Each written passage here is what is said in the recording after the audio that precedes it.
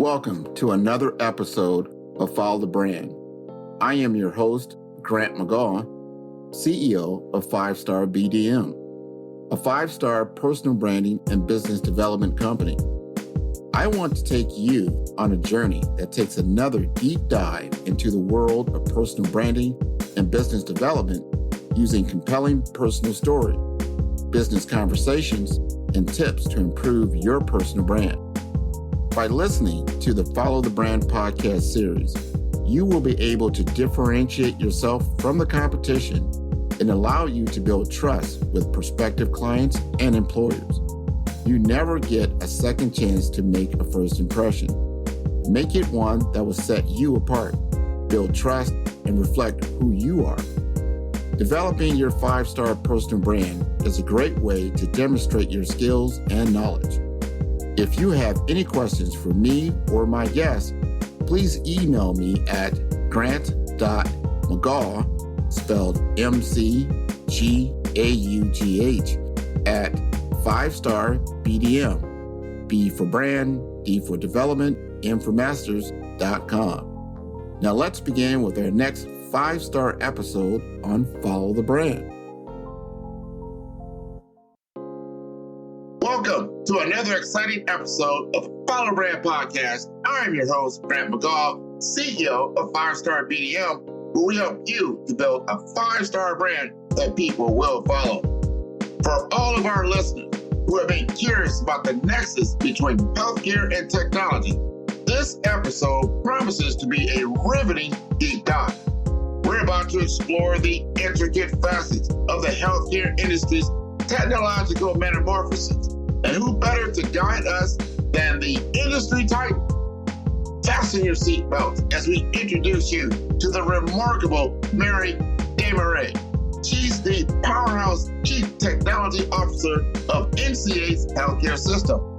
But Mary isn't just any CTO. Her journey is an enthralling tale of navigating risk, embracing the unknown, and harboring an intense passion for healthcare technology. Starting off with Meditech and eventually pioneering an enterprise project management office for a leading healthcare institution, her career trajectory is sheer inspiration. Today, Mary will shed light on the transformative sphere of healthcare technology, revealing the pivotal role IT teams now play in the daily operations of healthcare, the innovations of artificial intelligence, and VR or virtual reality, the challenges of system integration, and the incredible power of technology in enhancing patient care. Mary will dwell into it all. Curious about what she looks for in potential vendors, or her approach to fulfilling organizational objectives? You are in for a treat. But hold on, we are not stopping there. This conversation will also steer towards a vital aspect often overlooked: the significance of technology and disaster preparedness. Mary will take us back to the aftermath of Hurricane Ian and its profound impact on the NCH healthcare system and its population in Naples. Prepare to be moved by tales of IT teams rising as unsung heroes, safeguarding patients and staff during such dire times. And as a cherry on top, we'll touch upon how technology is revolutionizing the way our senior population manages their health and access care. Get ready for a discourse that seamlessly bridges technology with healthcare. So let's dive in with Mary Desmarais. This is the Follow Brand Podcast, where we are building a 5-star brand that you can follow. Okay, everybody. I love living in South Florida, and every now and then I actually get to speak to someone who grew up in South Florida. And we're going to talk to Mary. Mary just told me that she grew up in Naples. Anybody listening in, ever been to Naples? It is first of all, it's very pretty. It's very picturesque. I've been living down in South Florida maybe 25 years. The thing I always learned about Naples when I go over there, I can actually see dolphins swimming in the shallows. They jump up and you get this whole porpoise feeling. You get this flipper mode going on. You're like, yeah, that's Florida. This is wonderful. This is different. You don't really see that on the Atlantic side. You definitely see it over in the Gulf. We're going to have a good conversation with Mary, who has done a great job in the technology field. And she's going to talk to us as the CTO of Naples Community Hospital. We're going to do a 30 for 30. I like the 30 for 30 analogy. We're going to talk about her trajectory, how she got into this business and what's driving her. So, Mary, you like to introduce yourself? Yeah, so thanks for having me. I really appreciate it. So I am Mary Desmarais, and I'm the Chief Technology Officer for NCH Healthcare System. And my road to get here is probably a little bit unique, a little bit different than most CTOs that you'll meet, and that's okay. That's a good thing in my mind. So when I graduated from college, my family had a rule, and the rule was either you have to have a job or you have to move home. And I was determined not to move home. And so I was offered one job. That was it. That was the only job offer I got. And it was to work at Meditech, which was a software company. It's electronic health record, for those of you who are familiar with it. And I was hired to travel around the US and Canada implementing their physician care suite of products. And I remember talking and kind of saying, I know nothing about computers. I know nothing about software. That was not what my degree was in, but it was the job that I got. And so I was determined to take it and make it work. And I'm so thankful that I did, because it helped me find my passion. I always knew I wanted to work in healthcare, and this was my window into healthcare. It was my foot in the door into healthcare. And I'm so thankful for it, because I love every day of my career, and it's all credited to me taking this job. And so while I was there, I was traveling around to different hospitals and health systems, and I would be sitting in these rooms full of incredibly smart people at the healthcare system level, and they had so much more knowledge than I did, right? And so I started to ask questions. I started to say, how did you get to your role? What did you do to become a COO? What did you do to become a CIO? What did you do to become an applications person? Whatever. And so there were a couple things. One is I just needed to get more experience. And so as a recent graduate, you try to find what's the way to get exposed to experience. And so one of the ways that I took a next jump was to become a consultant. So I joined a consulting firm where they were a healthcare specific consulting firm, but they had an IT practice. And so that's where I went into. And while I was there, I loved it because I got exposed to a ton of different things. So we did big EHR deployments. We did IT staffing analysis. We did contract negotiations, vendor selections, interim management, project management, program management, all sorts of different things. So it was an opportunity to learn different stuff in the field, which was awesome. And I probably would have stayed there forever, because I was getting so much experience and exposure to different things and traveling all over the place. And it was amazing. And then I just wanted to get off the road. That was my only excuse, is I had hit my travel limit, and that's okay. When you hit that limit, that's all right. And so I took a step back and I took a job on the provider side. So I hadn't worked on the provider side yet in healthcare. So I took a job with Shriners Hospitals for Children, which is a pediatric specialty healthcare system with 22 hospitals across the US, Canada, and Mexico. And I worked in their Massachusetts-based hospitals at a burns and an orthopedics specific hospital. And I oversaw their IT department, their regional IT department. And so that once I was on the provider side, I said, oh, I love this. This is so much fun. I get to build relationships stronger, and I get to see the care that our healthcare facility really gives and how IT plays a role in that. So I knew that that was kind of the place for me to stay. And it is such an amazing organization with an amazing mission. And the only reason I left is because the one electronic health record vendor that I didn't get experience in through my career was Epic. And that was kind of becoming the big thing at the time. And so I was offered a job at another healthcare system in Massachusetts being their Epic project director. And so that was kind of the role there. And when we started to complete that project, I started to say to my boss, so what's next? Because once this is over, what do you want me to do? Right? Like there's lots to do from an Epic perspective, but the project is over and that's kind of my role. So the organization said, well, IT does a really nice job in successfully completing projects. So can we do that on a little bit of a bigger scale, like organizational wide?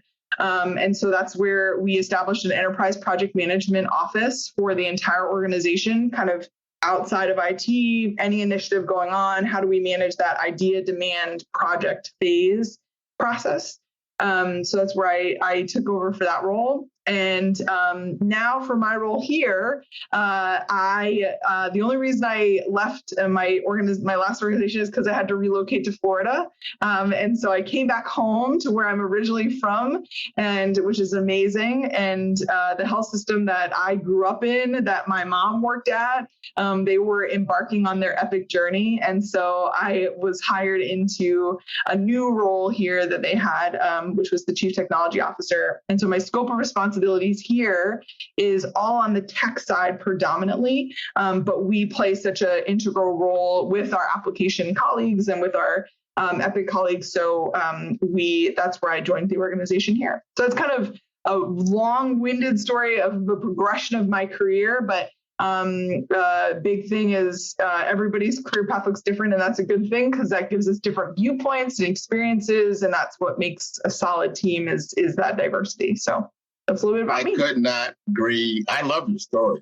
And I love how you go from the sunny beach, white sands of Naples to the rugged world of New England. Yes. And I lived in New England for approximately 10 years. And it's really pretty. I always love the fall weather. I mean, if anyone's ever been up there and you see the fall foliage, it really is really very, very beautiful.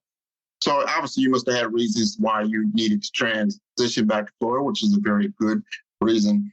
I want to talk to you about if someone else is now married. Somebody else is married. Mary is, you graduated, you've gotten your degree, possibly even a master's degree, maybe in health informatics or something like that. Would you advise them to go the track that you went on into consulting? Or would you advise them to go directly to the provider work? How would they get the experience that is much needed? Yeah, so a big piece of advice I always give people is say yes. So there's so much out there today where it's like learn how to say no and turn things down, and and there's so much out there article wise about the power of no and things like that. I have this opposite approach where, because I have said yes in my career and it has opened up doors for me. So my advice would be find a role that you think sounds interesting, and take that role, assuming you get it, right? And it can be any role. I wouldn't persuade somebody to go consulting, vendor, provider side, whatever. Find something that sounds interesting to you, because that's going to start to get you experience. And then when you're in that role, more likely than not, at some point, somebody in that role is going to come to you and say, hey, we want to give you this other responsibility, or we want you to take on this project, or we want you to try this thing or get trained in whatever. That's my technical term.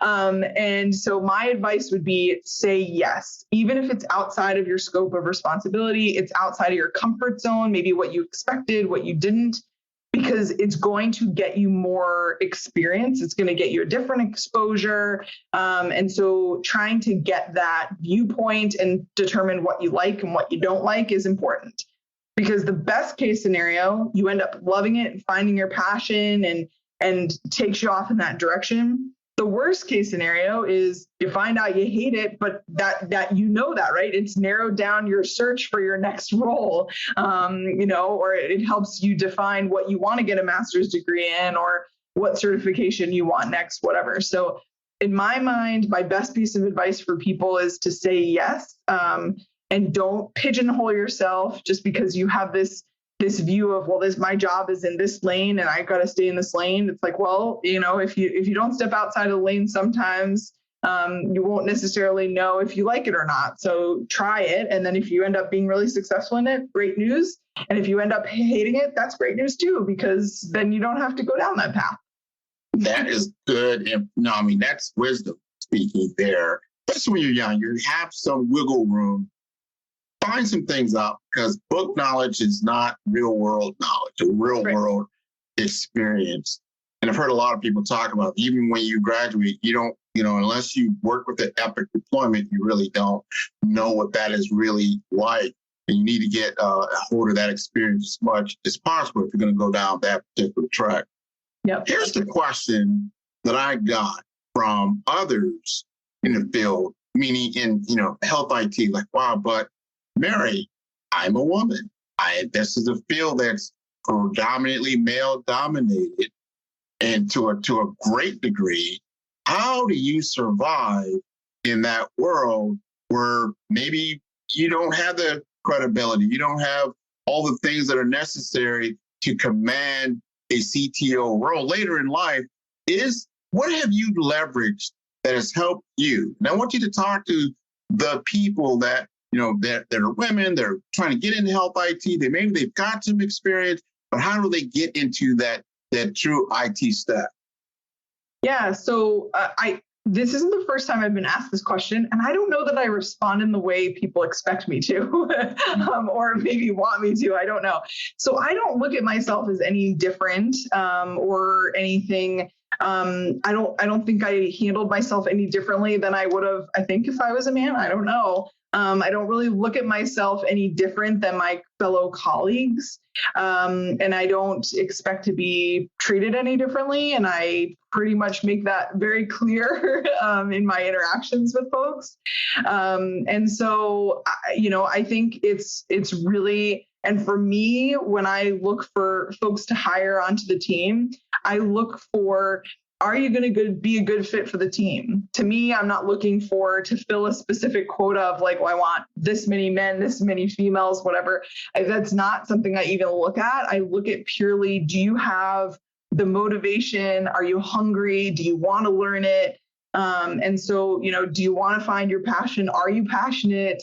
Are you happy? Because those are the things that matter to me when I hire folks. And I think that comes across too when you're interviewing and when you're getting to know folks and networking. And so I would say, to any females who are trying to break into the IT industry, do it. Absolutely. The opportunity is there.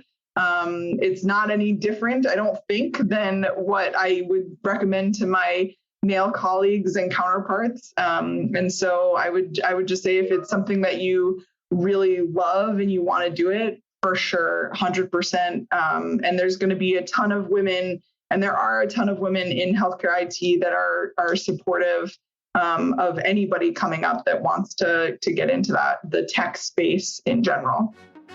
This episode is brought to you by 5-Star BDM. 5-Star BDM is a professional consulting and advisory group keenly focused on business development services for small to mid-sized businesses and entrepreneurs. Although every business is unique, they often share challenges that can be addressed through smart branding. Services include process improvement in operations, digital strategy and transformation, business intelligence, digital marketing, and personal branding. Our 5-Star business and personal branding company has helped a number of professionals and organizations to optimize and grow. The result is more business, more opportunities, better reach, positive outcomes. Please visit www.5starbdm.com to learn more and view all the episodes of Follow the Brand. I like that. I don't want people to be intimidated or afraid. So what we find is that they're just not they're not choosing that as curriculum, not choosing that as a goal. We've got STEM programs, we've got some other things, but they're like, no, I'm going another route because I don't see that as a way path forward. So we need to take some of that, demystify some of this. Yes. No, this is an open playing field. And we just want to look at skill set. We want to look at the mindset. You have the capability, but do you have the the appetite for doing that.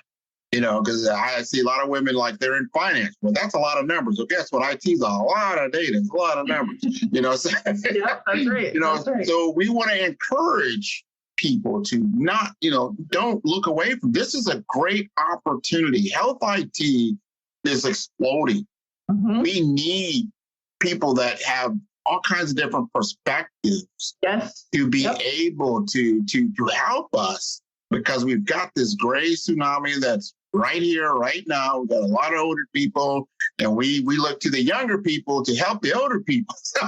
In all this. So help us understand. Now you've been in this business for a while.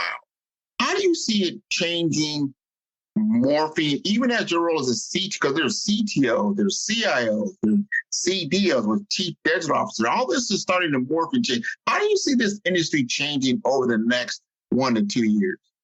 I think that's what's exciting is it's not, and to me, we're always changing. Like if you were to ask me, 10 years ago, what do you want to be? Like, what is your ultimate goal? I would have said, I want to be a CIO, right? But now the role of the CIO is changing. It's not, and the title of CIO is morphing and change, like CDO and even like a lot of CIOs or that is going away to the medical side, so the CMIO, and so that our whole world is completely changing from a title or a just overall responsibility standpoint, which is great because we've proven on the IT side how invaluable we can be on the operations side and things like that. So I think that our world will continue to change from a title perspective.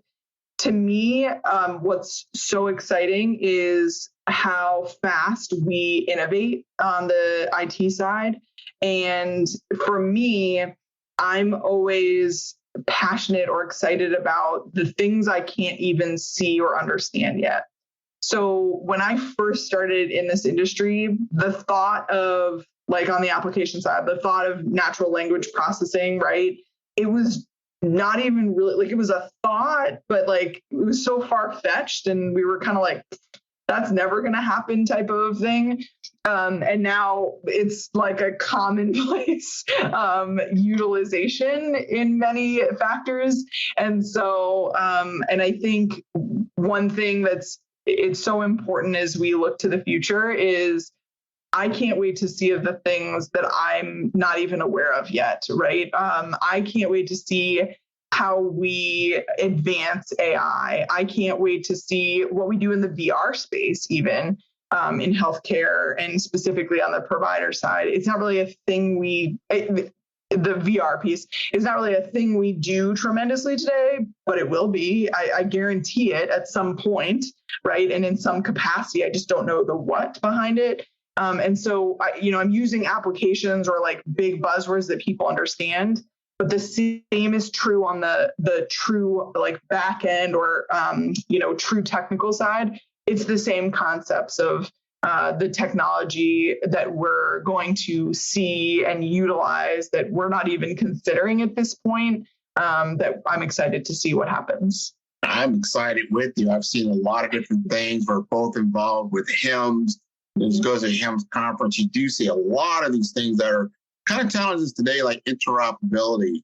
That means how do these systems talk to one another? Because you've got health records, and right now they're in silos. So there's got to be some kind of unification around that, which will, it'll be an explosive leap in delivery of care. And once you've got all the information, you've got all the data, you can make different choices, make different decisions. What is that going to look like? And right now in the world, I tell people all the time, technology is very, very, very good at, for me, two things. They're very, very good at two things. Meaning it can, in the area of speed, it can do things quicker, faster, better. It's very, very good with that. And also communication models, communication modalities. If you need to communicate better, you need to do things faster, then start looking at technology as a way to enable that to happen. And as we both know, in population health scenarios now, our population is changing. So we've got more people that are older. We've got more people that have They're maybe in certain disease states. The quicker we can get to that. And then our motto is changing from fee to service for value-based care. So that changes the way that we deliver and what we're looking for. So I think technology can be good in that area. Would you agree with that? 100%. Yes. 1,000%. For sure. So I'm going to switch the conversation just a little bit. Sure. Because here, all my sales guys, they're sales people, the vendors, and they're always like, yes, I need to get an appointment with Mary. How do I get an appointment with Mary? Got to talk to Mary. And I know Mary's going to like, I only have so much time. What are you looking for? Or what are your challenges? What are your pet peeves? What are you, when you're getting asked to take up time with a potential a vendor of sorts, what exactly do you need from them? And what are the things you tell them, hey, make sure you don't do this? Yeah, no, that's a great question. And I wish this could be broadcasted to everybody. So a big thing is we on the IT side are responsible for delivering the strategic goals of the organization, right? We do not exist on the IT side without the business. And so our work is all about what is in best support of our operations. And at least on the healthcare side, and specifically, it's all about the patient. That is our number one goal. We want to make sure we're providing high quality care to the patient with good outcomes and patient satisfaction. That is, even from an IT standpoint, my team knows this. I talk about it all the time. And so from my perspective, even on the true tech side, when the business comes to us and says, this is what we're trying to accomplish, it's our responsibility to partner with them and come to the table with them to brainstorm what those ideas are and then help execute whatever just is decided upon. And so I, as a leader, know what we need from a technology standpoint. Or I know which vendors will help me research what's new on the market and what could potentially be out there, right? And so my thing is I will come to vendors when I need them 100%. Not to say that people can't reach out, of course, but in any given moment to cold call somebody in this day and age is really tough because I do not have time. And especially if I don't know the person, I don't know the technology, and I don't have a use case for it, it's really hard to sell me on that. Because a big piece is I'm trying to do the best thing for the business. I'm trying to meet their needs. And yes, there is all this behind the scenes stuff that nobody understands and talks about from a computing standpoint, networking standpoint, cloud standpoint, everything you can think of infrastructure wise. But we have experts on our side who are more in tune with what's going on in the market and what technology, it could be the latest and greatest that we need to explore. And so when we have the capacity and the bandwidth and the opportunity to do so, we will do so. And we will reach out to our partners and say, hey, we're interested in looking at X, Y, and Z, whatever it is. And so my big thing is once we do reach out, be available, because there's a reason why we're reaching out is we're probably ready to do something. It might take a little bit of time. Healthcare is not known for their speed, but it might take a little bit of time. But I would say cold calling, cold emailing, whatever we want to call it, cold LinkedIn messaging is really, really tough. And for those of you who are doing it, good luck to you. Don't be offended when I don't respond. And I'm sure other healthcare IT leaders are saying the same thing. Oh, I can't agree more. I always pride myself. You have to be valuable. People do need to know who you are outside of just the direct messaging, right?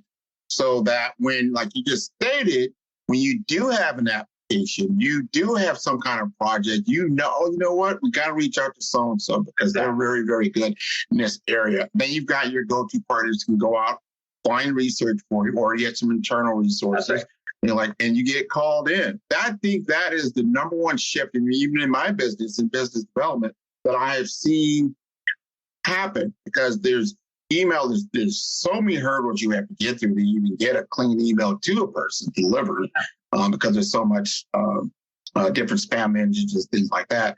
Who answers their phone, their business phone? And like, I can already tell you, probably like, I already know who it is. It's 10 salespeople. Like, oh my gosh, he's actually picked up the phone. I don't even know what to say.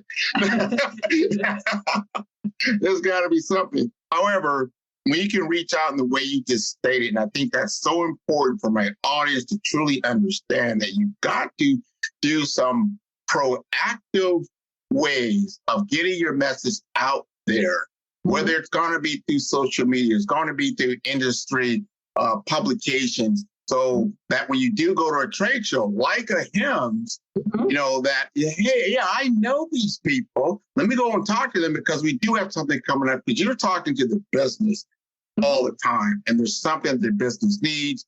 Either you're familiar. And this one thing I loved about your history, you've done all this stuff.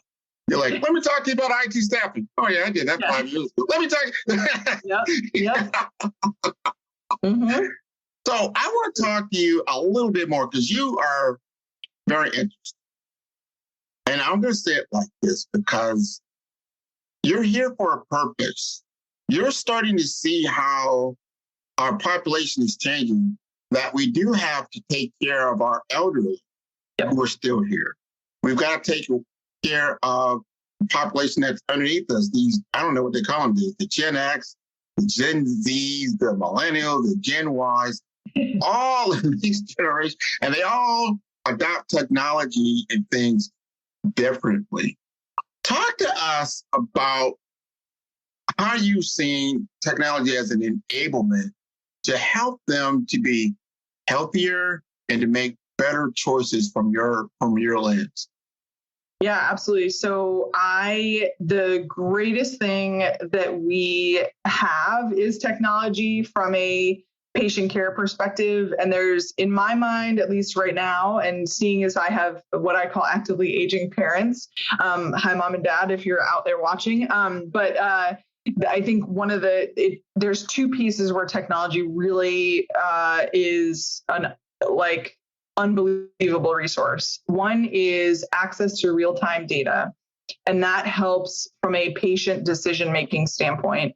You're able to have intelligent conversations with your care team. You're able to participate at a level that we used to not be able to because we just didn't have the visibility as a patient.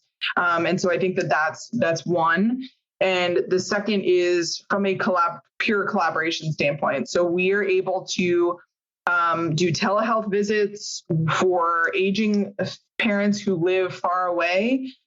You can participate in their physician appointments by technology instead of somebody dialing you on speakerphone in the office. You know, there's a full-blown virtual experience, if you will, of like I'm sitting in the room with an elderly grandparent or parent, or aunt, uncle, whatever. And I think that is incredibly valuable. And so I think all of those virtual health capabilities of getting real-time data in the patient's hands and being able to participate as a third-party caregiver, if you will, are really right now where we see the biggest benefit from a tech perspective in patient care, especially for our aging population.